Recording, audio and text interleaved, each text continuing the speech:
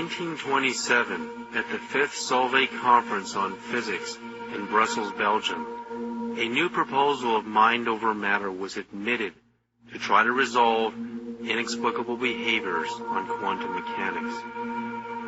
With the greatest minds in physics attending, such as Einstein, Pauli, Dirac, Bohr, Heisenberg, Curie, de Broglie, Schrödinger, just to name a few, the subject of consciousness and the atomic world was at hand. Heisenberg and Bohr approached Einstein with a new theory that the minds of the researchers were affecting the results of the experiments.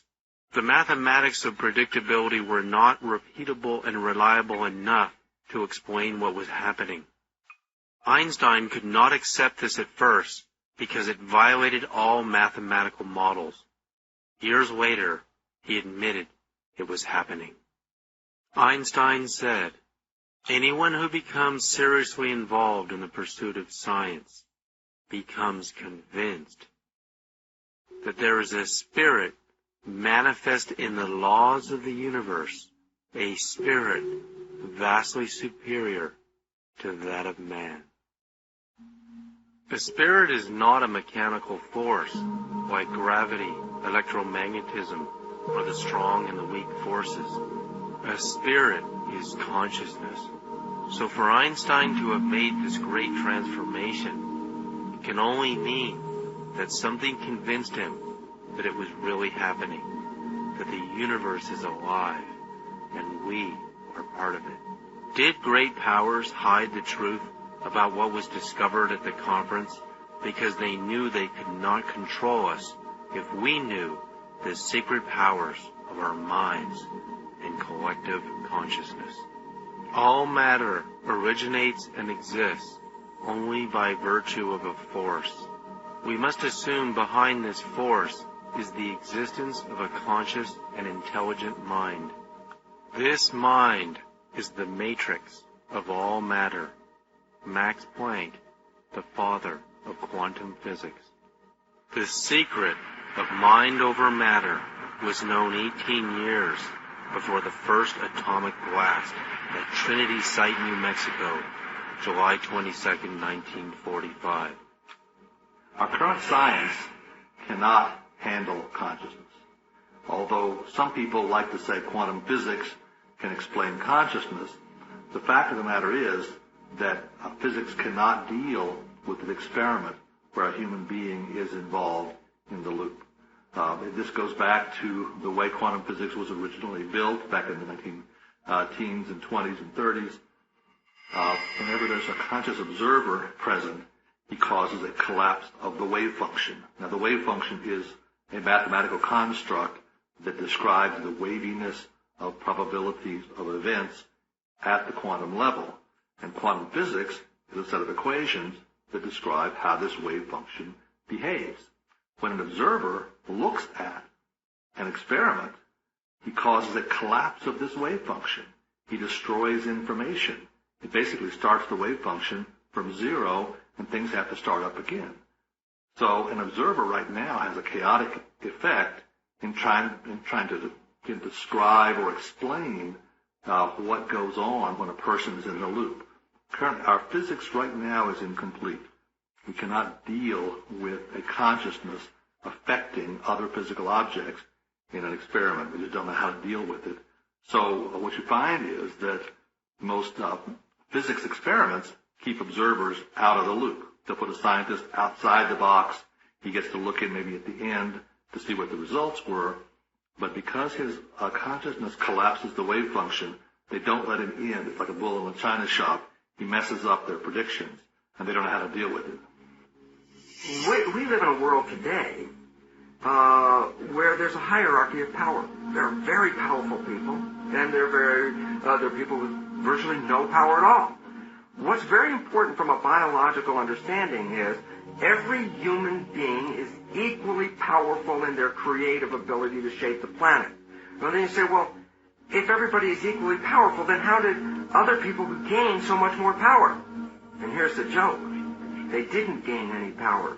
The reason they became more powerful is they took away the power from us. and that the evolution that we're experiencing right now is to recover that power, because when the entire population is possessing such power, there's more of a likely better resolution and harmony than a world today where only few people are exercising that power. And I really look forward to that evolution when we recover the power we've always had, which means going back and reprogramming our belief systems to own how powerful we are. Human intention can significantly influence properties of materials and the nature of reality.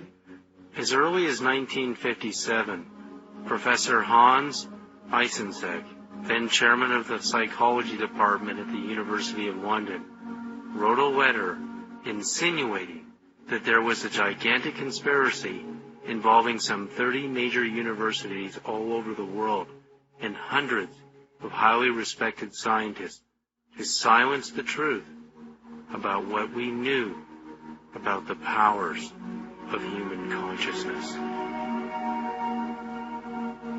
After the United States Congress had access to the data from the Stanford Research Institute and from universities all over the country and all over the world, they were terrified of what would happen if we all developed the powers of our minds.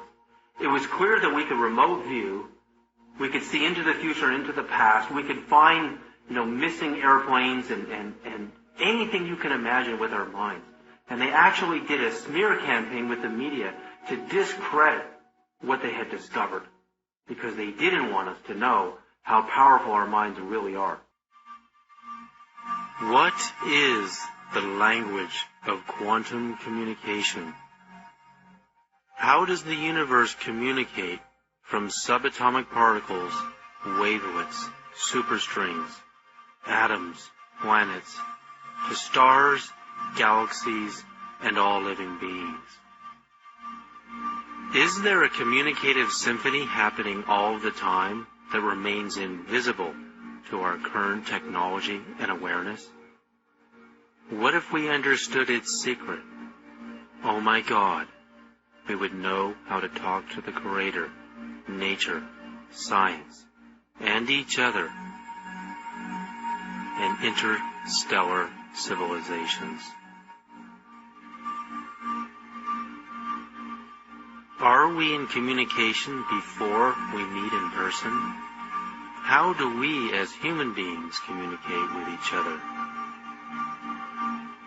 How do we find our true love, life partners, our soul matches, our families, business partners, our careers, teachers, and life purpose? And how do we find God?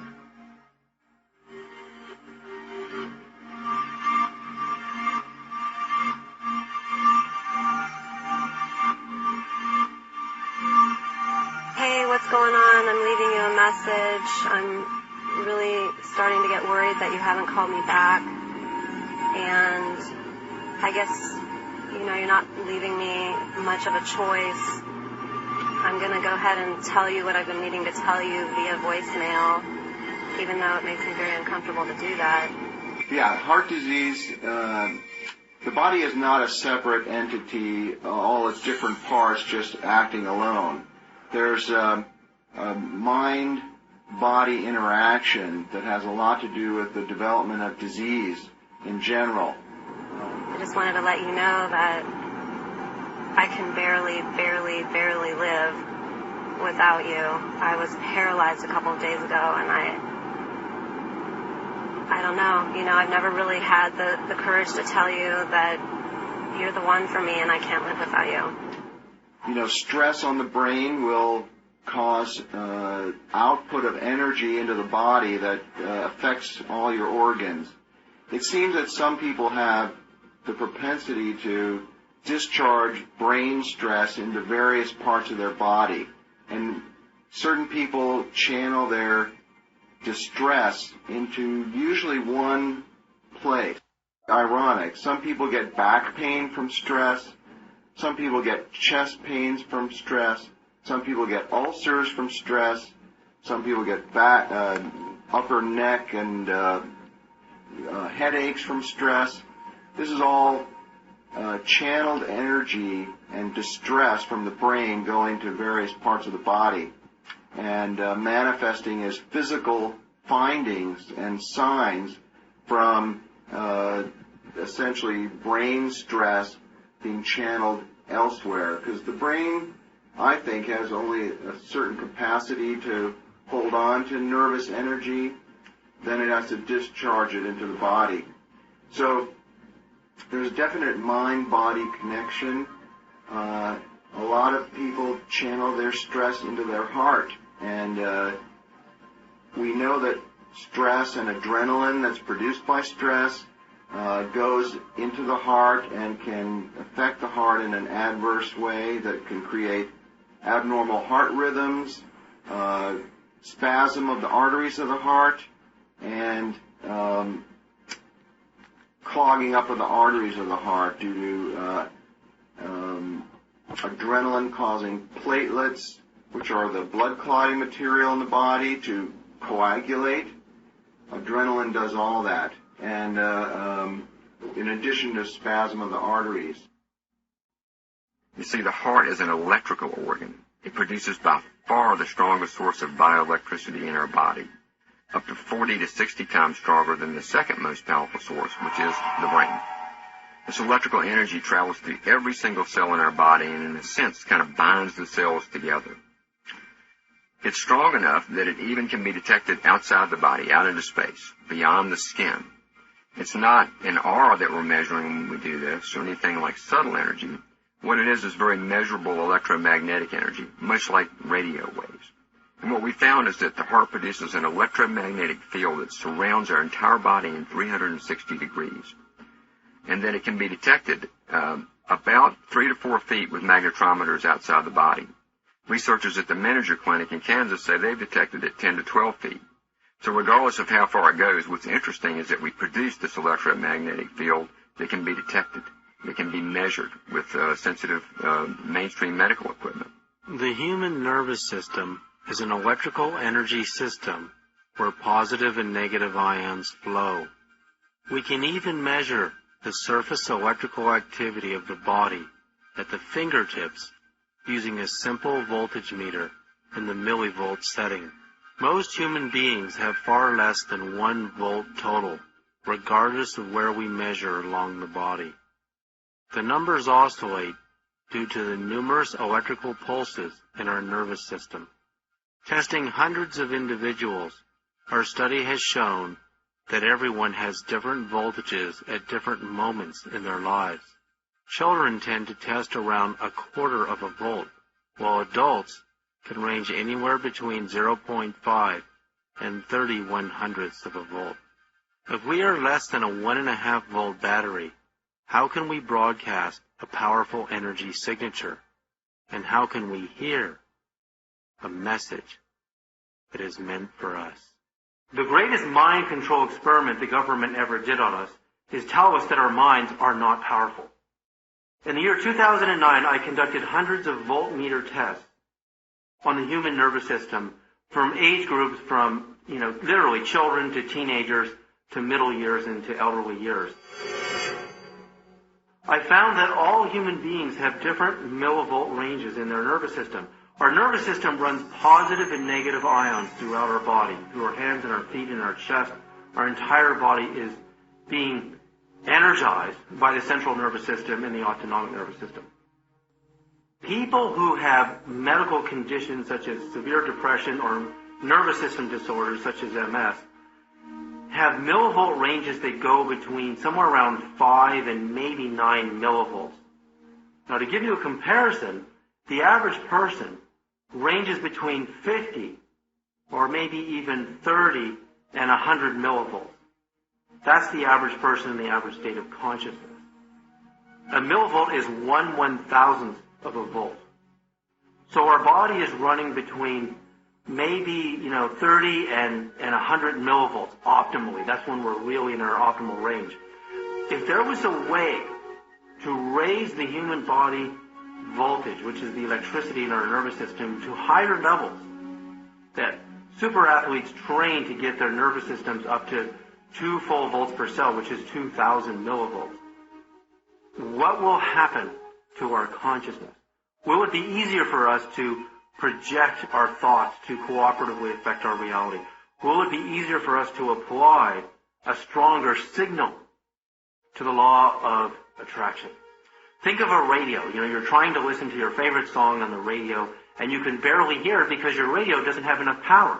Well, your body is like a radio transmitter receiver. If you don't have enough energy in your system and you're trying to send thoughts out into the universe to cooperatively affect your reality, to attract your soulmate, to attract a business idea, to become more creative, and you don't have enough power in your nervous system, the chances of you manifesting your reality the way you want it to be are going to be much lower. So you need to increase your energy levels first, which you can do by meditation, and you can also do by using technologies like we're talking about here.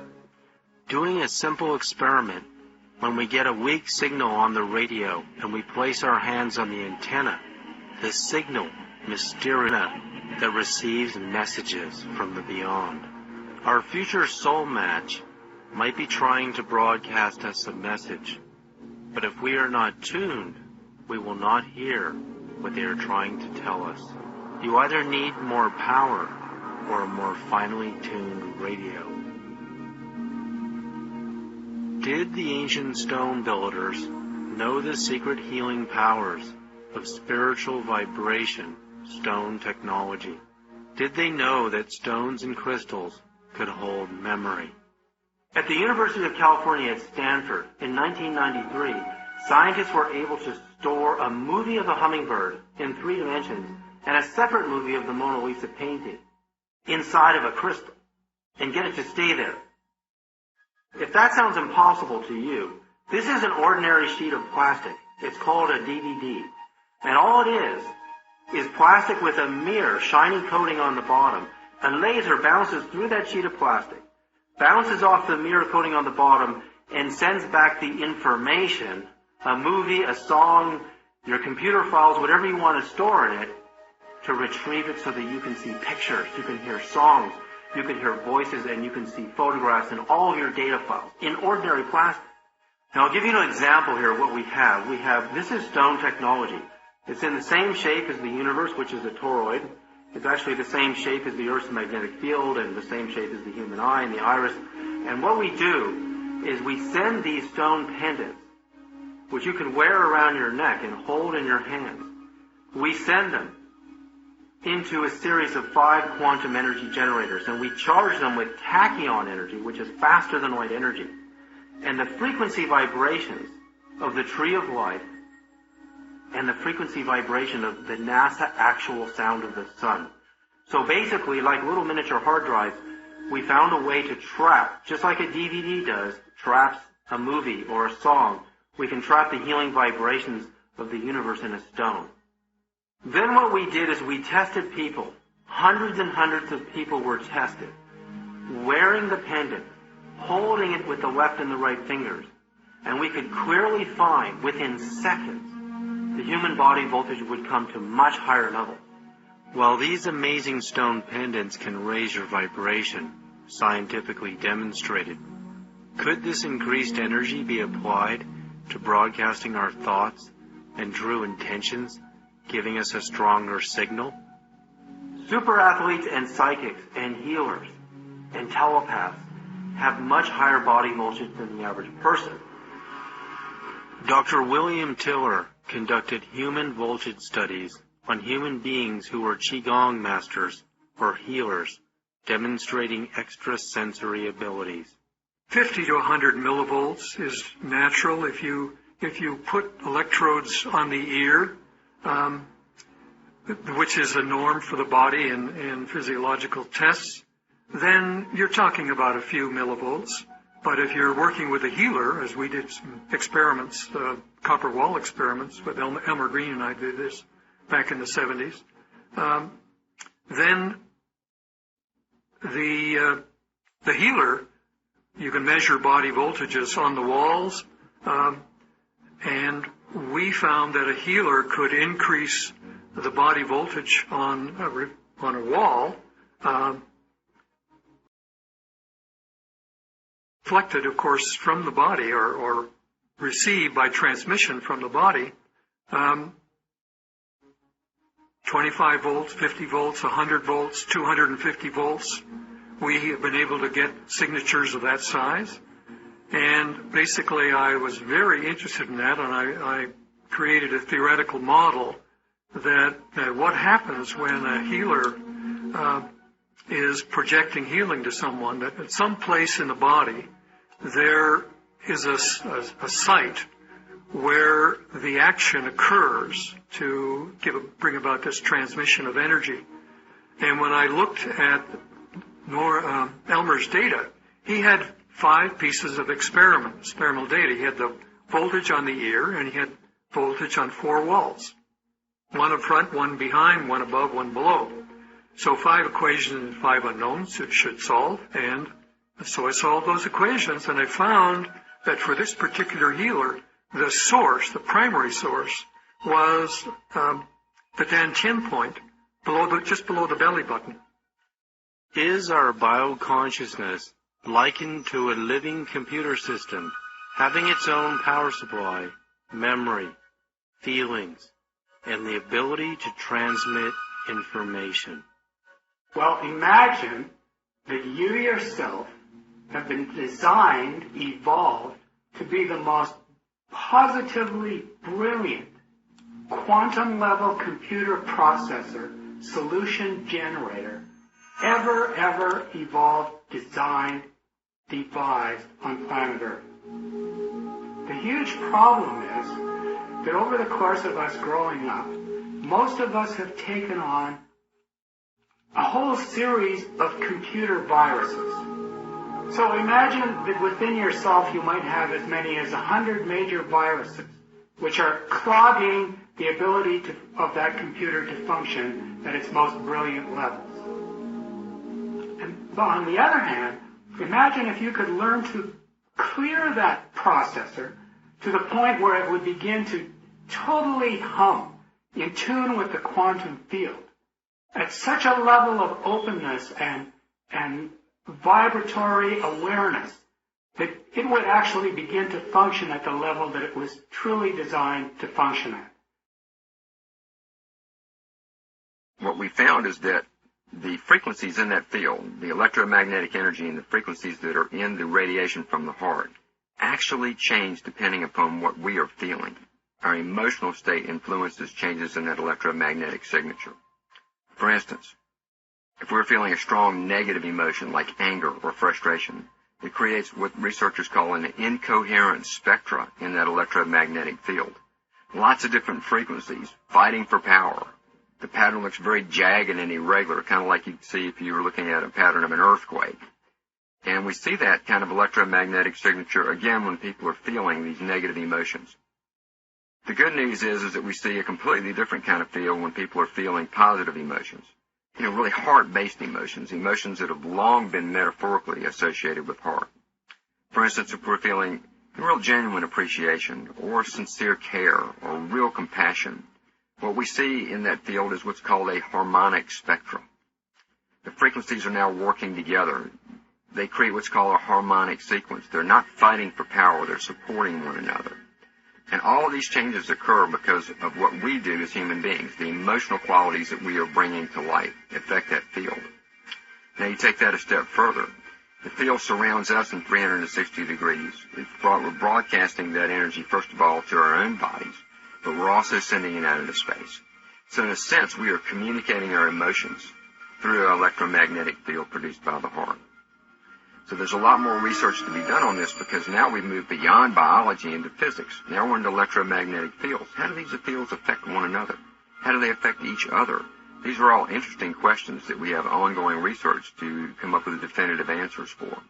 And I think it's just the beginning. I think that what we're measuring is some of the densest energy produced by the heart, and that there's another subtle energy component of heart that's far more powerful, far more interesting, and that radiates far beyond just a few feet.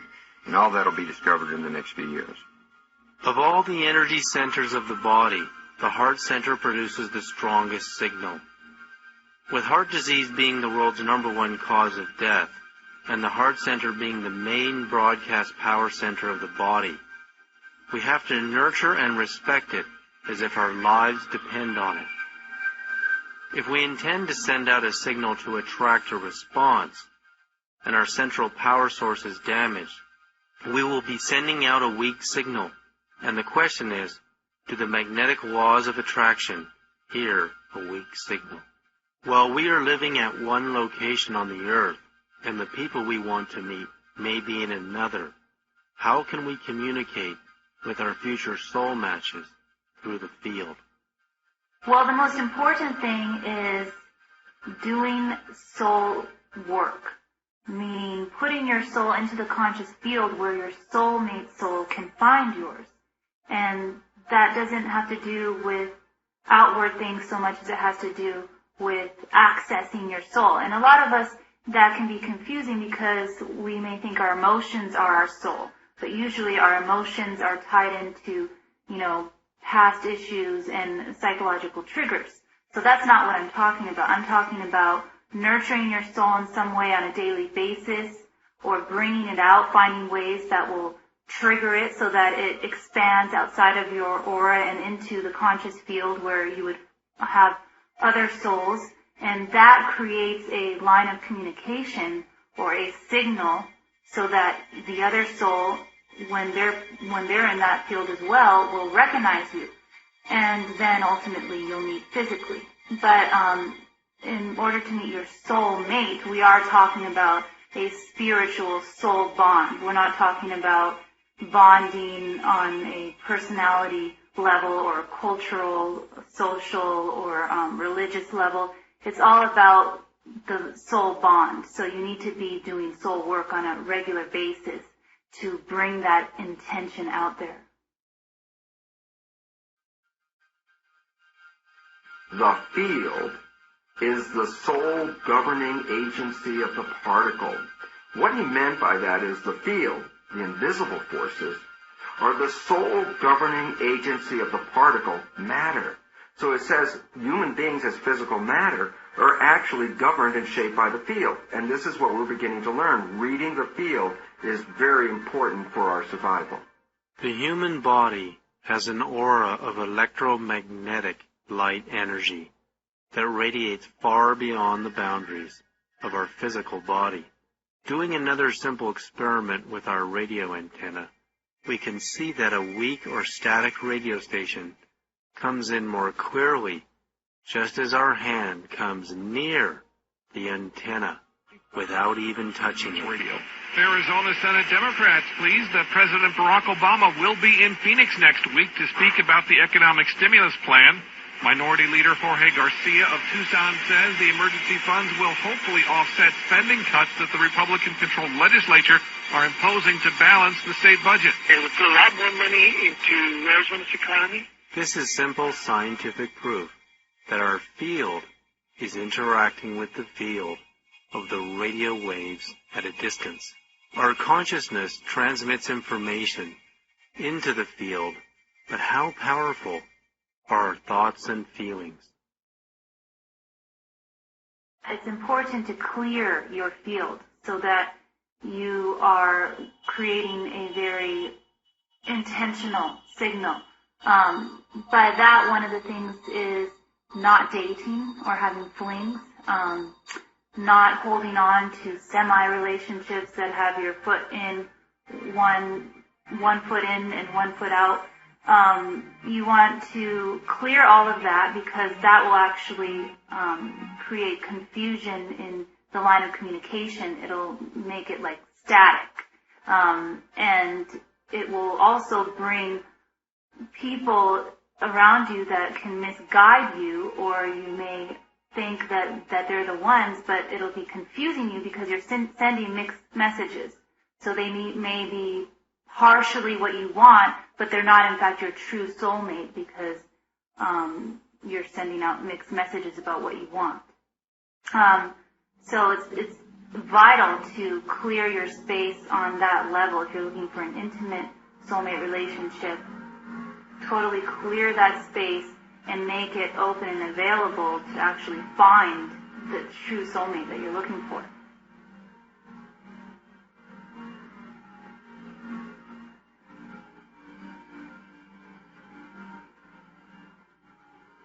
as all 7 of our body's energy centers send out living light waves of different frequencies and amplitudes, they are also sending out our personal information.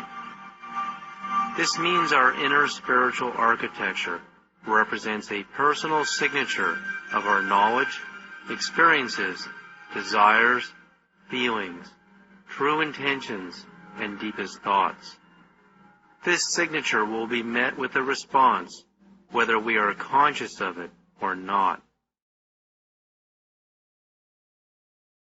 One of the ways to understand the mystery of attraction, the mystery of what pulls some people together, why one woman will turn a man on and that same woman will not turn another man. One man will just make a woman open up in feelings of love, and that same man will be nice to another woman, but she doesn't have those same feelings to her. There's an actual dynamic between the different energy centers in the body. If we look at the 7 basic energy centers, they're like circuits in the body. And we're not all, as individuals, we're not completely whole in that all those circuits are connecting all the time. For example, I just spend time with some people and suddenly I naturally feel smarter. I feel brighter. That's because their circuits are activating a part of my circuitry that makes the energy flow more completely. Often people go to a spiritual teacher and they'll put them on a pedestal because just in the presence of that person, they feel so spiritually more awakened. One of the higher centers starts to open. Well, it's not that that person sitting there would have that effect on everyone, nor does that person necessarily have all their circuits together at all. It's just that they happen to have 1 or 2 circuits that are open that complete another person. In a similar way, it's like a man being turned on to a woman over here and another man not being turned on. This woman literally activates some circuitry inside of this man that completes his energy center, so now energy is flowing to the sexual center. There's always been known in the past the muse. The muse would inspire the writer. If he didn't have the muse, that little circuitry that allows him to express what's inside of him simply couldn't be connected. So that's what the muse does. So in a variety of situations, our relationships activate certain circuits inside of ourselves that connect up the different energy centers. Generally, when we find someone that we're in love with, someone that we want to share our life with, that's what we often call a soulmate. And that's someone who activates the circuits in our heart. They activate us to the eternalness of love. And so when we interact with this person and we're open, not when we're shut down, but when we're open, we feel this part of us that can love them forever and wants to love them forever. And that's what we often define as a soulmate. They may not be the one that opens our mind or opens our sense of creativity or gives us confidence. They're going to be the one that opens our heart. It could be they can open 3 levels or 2 levels or all 7 levels. And that's the uniqueness of every relationship. Never look for perfection in a person, but to know that the perfect relationship for us is someone who stimulates in us, when we're feeling centered, they stimulate within us a feeling, a knowing that this is a person I'd like to share my life with. In their presence, I become a better person. The people we meet and the spiritual experiences we attract by coincidences may not actually be coincidences. They may be the results of our personal broadcasting. So when you want to make contact with your soulmate in the conscious field before actually meeting them in person, it's when you're actually doing your soul work on a daily basis that you want to put those intentions and feelings into the field.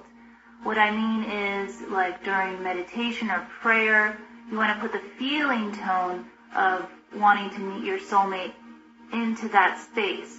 Or if you're writing about your inner emotions and desires, you want to put that feeling tone there. Or if you're, just nurturing yourself, put the feeling tone of having a soulmate relationship in that space, in that soul work space, which will go into the conscious field. What you don't want to do is put preconceived ideas into that space about what your soulmate looks like, who they are, all those things, it has to do with control. And when you're really ready for your soulmate, you're ready to let go of your control, because a soulmate is in fact a soul bond. It doesn't have to do with all those outward, conditions or ideas. It has mostly to do with that soul connection. So that's why I say you put the feeling tone in that special space more than anything. As human beings, each one of us is characterized by our own vibrational frequency, which is a reflection of the proteins in creating our biology. The significance is that as individuals with individual frequencies, there are some people whose frequencies are more complementary or more matching than other individuals whose frequencies are quite different.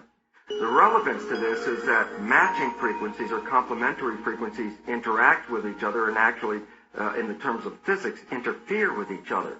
And as two very closely related frequencies come together, their interference patterns result in an enhancement of the field itself, a powering of that field. So this is called constructive interference, and allows two individuals that are closely related to communicate across this field.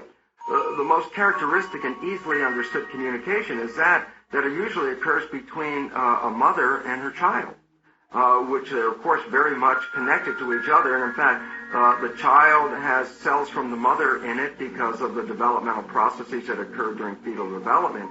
And more importantly, the mother has stem cells from her child in her body as a result of fetal development as well, so that both the mother and the child are actually sharing cells with the same receptor frequencies on them. And as a result, and this is very interesting because mothers will report this, that they will know if something is wrong with their child no matter where their child is on the planet. That this is a very, very common experience. If a child is hurt, a mother will know this even if she's on the other side of the planet. This is just a demonstration of the fact that the communication between individuals can be picked up through this vibrational field, and specifically through the receptors of identity on the surfaces of our cells. Well, the significance of that is it doesn't have to be your own child. It's people that you actually complement with out in the field can communicate across these distances. And very interestingly enough, when people come together as couples and are together long enough, they can actually begin to use this field as communication mechanism without even using words. So it's very funny sometimes to hear a couple that has been together for a very long time communicate with each other with totally incomplete sentences with no subjects or verbs, and yet both of them understanding the communication while an outside party has no idea what they're talking about. And that is because we have two levels of communication, the field and via the particle, via the body. So it's interesting that we're now beginning to recognize the fields in effect, and this is very, very critical for both our communal organization as well as our own physiological expression to recognize the power of the vibrations and how they can influence our own biology. Brain waves are indicative of consciousness, and consciousness can travel as a wave. These waves can be reduced to numerical values of wave particles, amplitudes, frequencies, spin, codes, and information. Professional numerologists study these numbers and codes. They study the numerical values of the position of the stars and the planets at the time and date of our birth location, and our name. Is it possible for advanced numerology to determine our relationships and possible future outcomes? Numbers have harmonic and disharmonic relationships, just like music does. So you can listen to certain music and you know, my gosh, I don't like it, it jars me, there's too much disharmony. The same goes for numbers. So let's say somebody has a prevalent amount of 3s, 6s, and 9s in his or her blueprint, and they meet somebody with a lot of 4s and 8s. They're not going to get along as readily as with somebody who also has the creative 3, 6, and 9s in their blueprint. So you can see, and in the same way, there are certain numbers that are magnetically attracted to each other. Those are the numbers 4 and 8. So they have almost a fateful relationship to each other. So that it gets quite complex as we look at the song and the number song of each person, and you actually create two blueprints, put them together, just like a musical. You take two melodies or harmonies, and you put them together, and what does it create? Does it create something jarring or not? And certainly with people, we can see how their numbers will either work well together, be compatible, or be completely harmonious, just because numbers are a resonance. They describe something that is key to who you are. Your soul energy is a unique signal that is broadcast into a field where your soulmate's soul energy is being broadcast as well. So that is where your souls are bonded when you have a soulmate, and that's where you're already having a relationship with your soulmate, whether you're aware of it or not, and whether you're aware of your soul desires and feelings